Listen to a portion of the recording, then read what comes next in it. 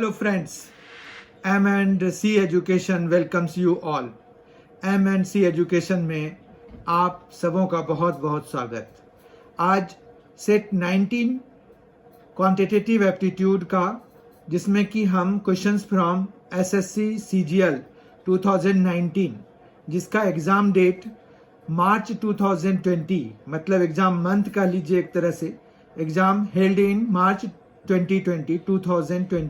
2020 मार्च में जो एग्ज़ाम हुए थे ऑनलाइन मोड में, उन्हीं के क्वांटिटेटिव एप्टीट्यूड के क्वेश्चंस का 10-10 का सेट से हम करते हैं इस सीरीज में। आज उसी सीरीज का 19th सेट हम करने जा रहे हैं। तो आइए अब इस सेशन की शुरुआत करते हैं। पहला क्वेश्चन है आज का, एक ट्रेन 72 किलोमीटर पर आर की चाल से 60 सेकेंड में 180 मीटर लंबे प्लेटफॉर्म को पार करती है। एक बिजली के खंभे को पार करने में ट्रेन द्वारा लिया गया समय डैश है। तो इसके ऑप्शंस भी हमें दिए हुए हैं। तो इसको अगर हमें करना है, तो अगर कोई ट्रेन है, वो अगर किसी चीज़ को, मतलब जैसे उन्होंने कहा कि 180 मीटर लंबे प्लेटफॉर्म को पार कर रही है, तो उसमें सिर्फ प्लेटफॉर्म को पार करने का लेंथ हम कंसीडर नहीं करते, हमें उस ट्रेन की लेंथ को भी कंसीडर करना होता है। तो हम ट्रेन की लेंथ को x मान लेते हैं। तो 180 प्लस x को पार करने में उसको बेसिकली 72 किलोमीटर पर आवर के रेट से उसको कितना समय लग गया? 60 सेकेंड्स का समय लग गया। ठीक बात।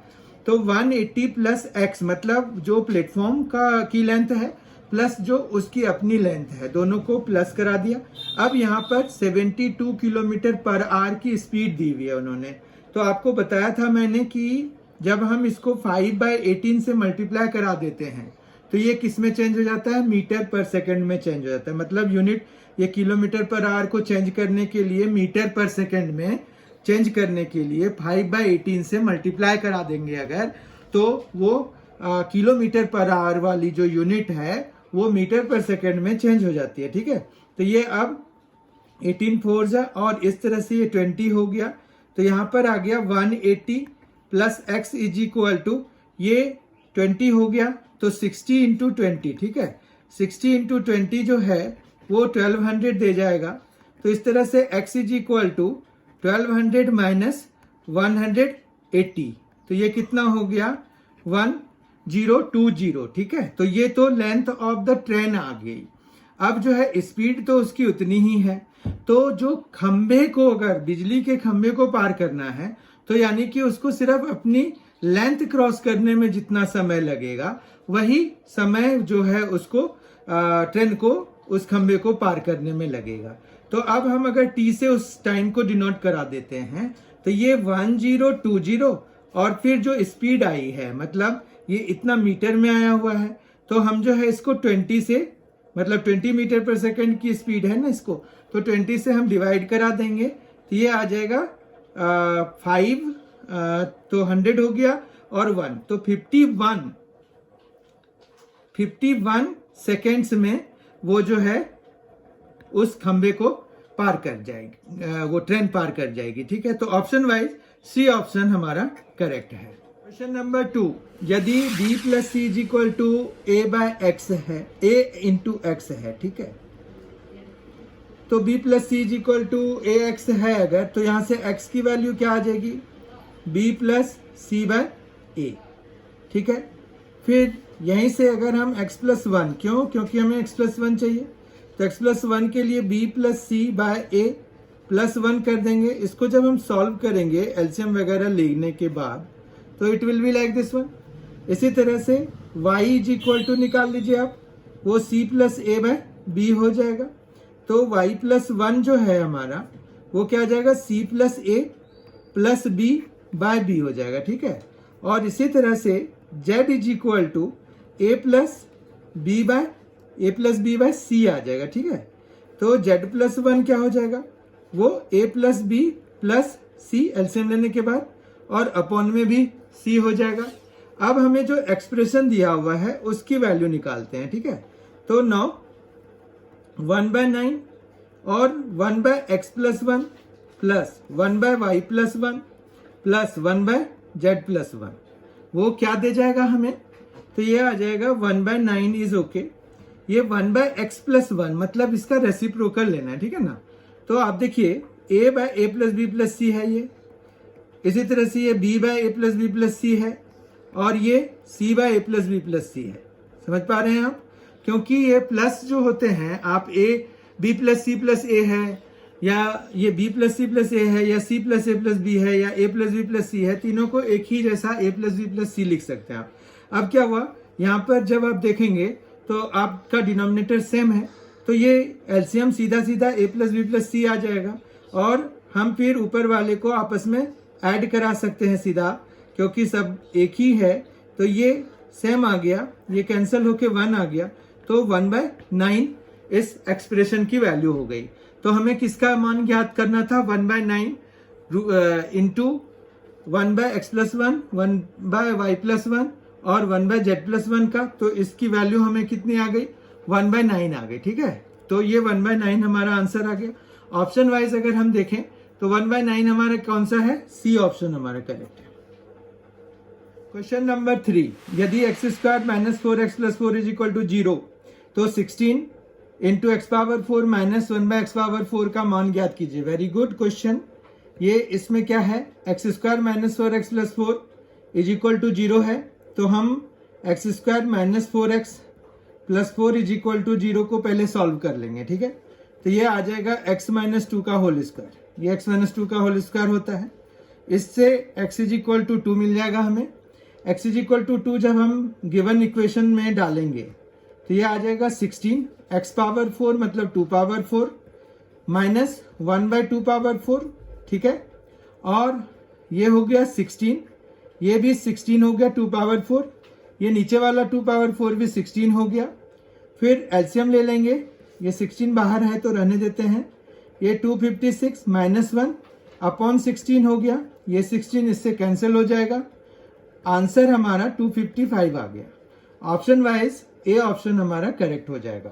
क्वेश्चन नंबर 4, यदि कोई वस्तु 16% के लाभ पर बेची गई, यदि उसे 36 रुपये अधिक दाम पर बेचा गया होता तो 20% का लाभ होता, तो उस वस्तु का क्रय मूल्य ज्ञात कीजिए। बहुत आसान क्वेश्चन। 16% है, अगर हमने सी कॉस्ट माना है तो उसको बेच रहे हैं 16% के लाभ पे, यानी कि 1.16 सी उसका सेलिंग प्राइस हो गया, ठीक है। अगर वो कह रहे हैं कि 36 रुपया और मतलब 36 रुपीज और ज्यादा लगा के बेचते तो उसे 20% का लाभ मिलता, मतलब 1.2 सी के बराबर उसको पैसे मिलते, ठीक है। अब इस तरह से हमें यहाँ पर इसको सॉल्व करना है सी की वैल्यू के लिए। तो 1.2 सी माइनस 1.16 सी, तो ये कितना आ जाएगा? ये आ जाएगा 0.04 सी, ठीक है।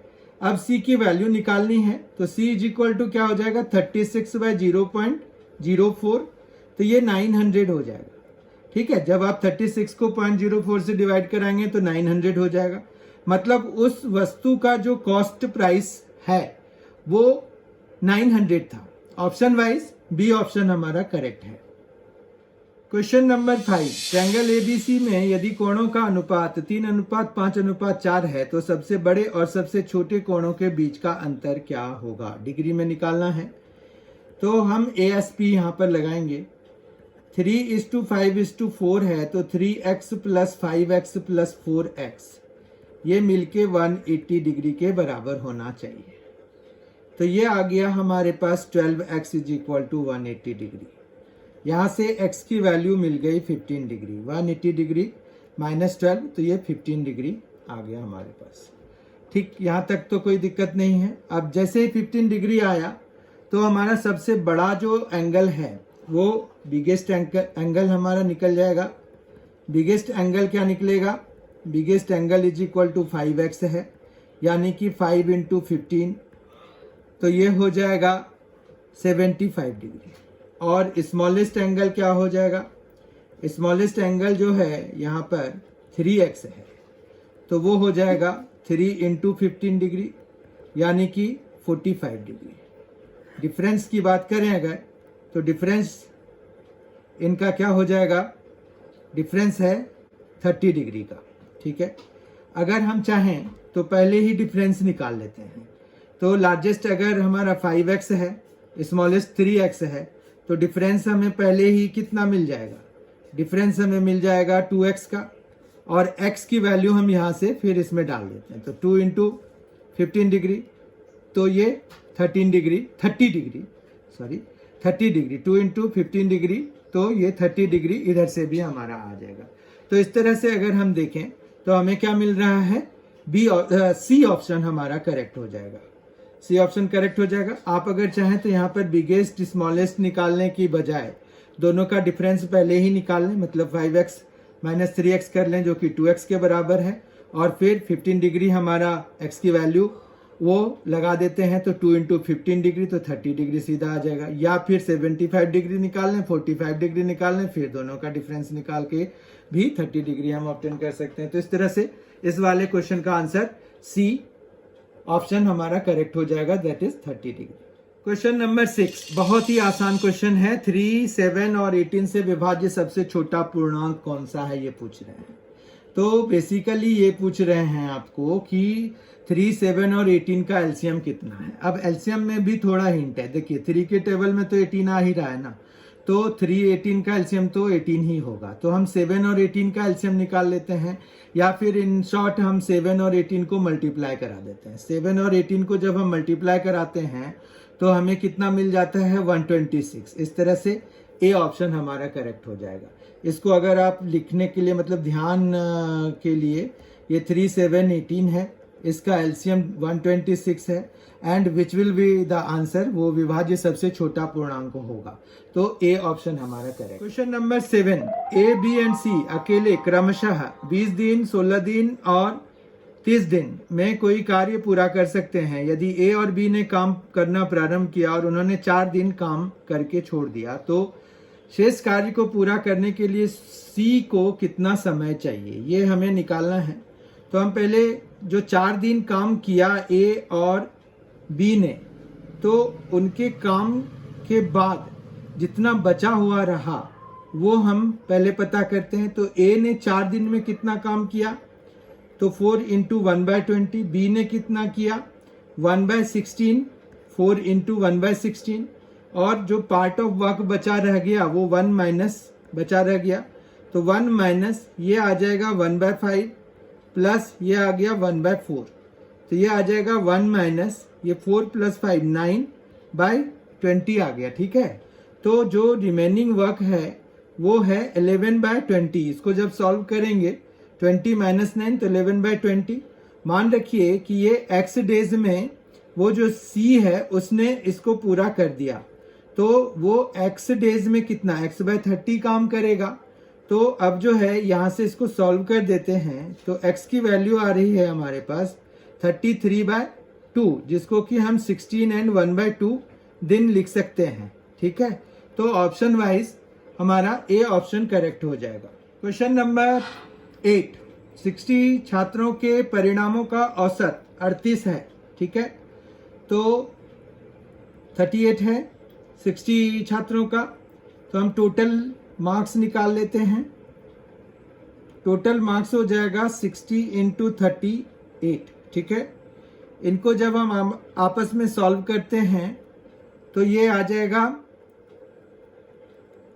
2280।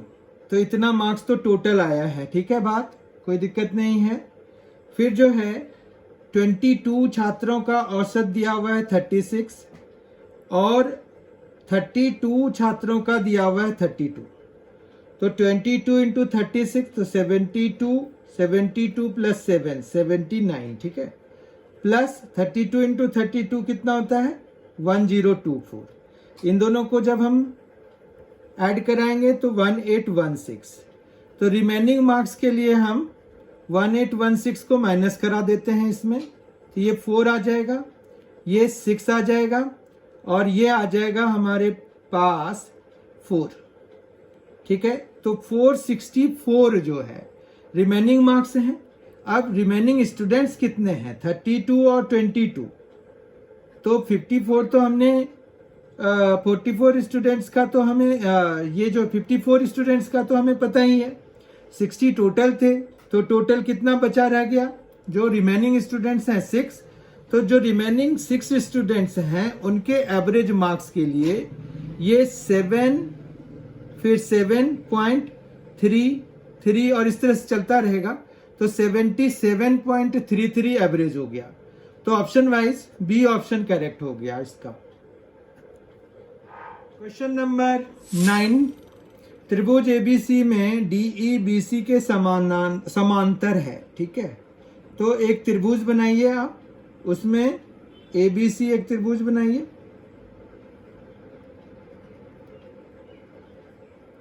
इसमें से डीई जो है वो दिया हुआ है कि बीसी के समांतर है, ठीक है, ये बना लिया। फिर ए डी जो है वो ए के बराबर है, डी बी जो है वो a+4 के बराबर है, 2a+3 के बराबर है, 2a+3 के बराबर है AE, और EC जो है वो 7a के बराबर है, ठीक। तो अब हम बीपीटी से मतलब बेसिक प्रोपोर्शनलिटी थ्योरम से हम ये जानते हैं कि जो AD बाय DB होगा वो AE बाय EC के बराबर होगा। तो AD हमारे पास A है, DB a+4 है, AE 2a+3 है और EC 7a के बराबर है। तो क्रॉस मल्टीप्लाई करा देते हैं, तो ये 7a², ये आ जाएगा 2a² + 3a + 8a + 12, ठीक है। अब जो है इसको जब हम एक साइड लेके आएंगे तो ये 2a² माइनस हो जाएगा इसमें, तो ये 5a² हो जाएगा, ये 11a हो गया तो -11a हो जाएगा, ये -12 हो जाएगा और ये = 0 हो जाएगा। तो 5a² - 15a + 4a - 12 = 0 हो जाएगा। तो अब जो है 5a से इसको 5a कॉमन ले लेंगे, तो 5a में तो 5a² में से a बचेगा और यहाँ पर 3 बचेगा। फिर दूसरे जो 4a और -12 में से 4 कॉमन ले लेंगे, तो ये -3 बचेगा। इस तरह से हमें a - 3 और 5a + 4 फैक्टर्स मिल गए। तो अब हमने यहाँ पर जब दोनों को इक्वेट कराएंगे 1 by 1 0 से, तो a = 3 मिल जाएगा, जबकि दूसरे वाले फैक्टर से 5a + 4 वाले फैक्टर से ये -4/5 के बराबर है। अब ये कह रहे हैं कि a जो है ना वो 0 से बड़ा है, तो देयरफॉर a = हमें यहाँ पर 3 ही लेना पड़ेगा, ठीक है बात। क्यों? दूसरा वाला नेगेटिव हो गया, जो कि a <0 हो जाएगा उस केस के लिए।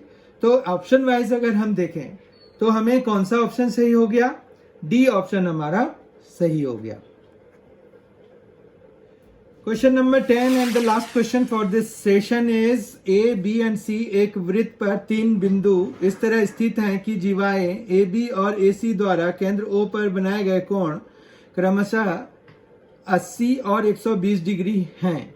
एंगल बी ए सी का मान ज्ञात करें, ठीक है। तो हमें यहाँ पर क्या करना है कि एक सर्कल लेना है, एक सर्कल लेकर के उस पर A B C 3 points mark कर देने हैं, ठीक है। तो अगर मान रखिए कि हमने इस तरह से मार्क कर दिया,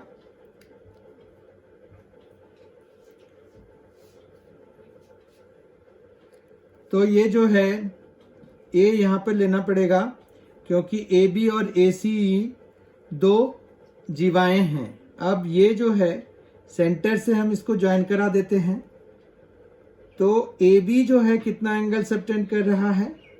ए बी जो है 80 मतलब 80 डिग्री, और ये जो ए सी है, ए सी जो है वो कितना करा रहा है?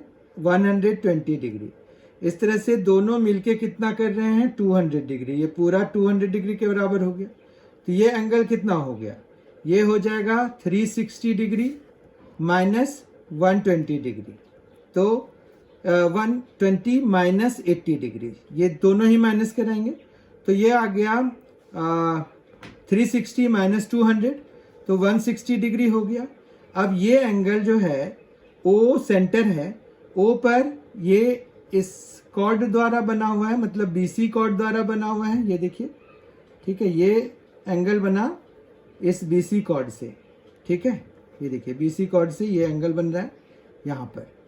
अब वही BC कॉर्ड जो है एंगल A बना रहा है यहाँ सर्कल पे, तो वो आधा होगा, मतलब वो कितना हो जाएगा 160 का आधा। ये एंगल कितना हो जाएगा 160 डिग्री का आधा, यानी कि 80 डिग्री हो जाएगा। समझ में आ गई बात?